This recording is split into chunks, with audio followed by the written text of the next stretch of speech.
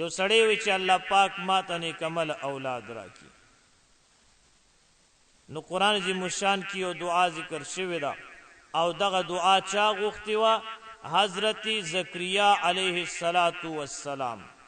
او الله پاک دا دعا قبول کړله او زکریا علیه السلام ته اخیر عمر کې چې انتهایی د بوډاوالي حالت ته رسېدلی، الله رب ذوالجلال جل جلاله ورته حضرت یحیی علیه السلام ورکړ. زکریا علیه السلام دا دعا غوښتې وه، رب هب لی من لدنک ذریة طیبة انک سمیع الدعاء. دریم سپارہ سورت آل عمران 38 نمبر آیات دے، یعنی 38 نمبر آیات. نو دا حضرت زکریا علیہ السلام دعا وا.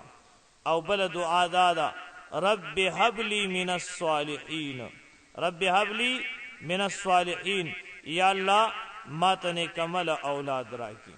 نو انبیو بچ دعا کولا نیکمل اولاد بے غوختا، امونگ وی بس یا اللہ اولاد راکی.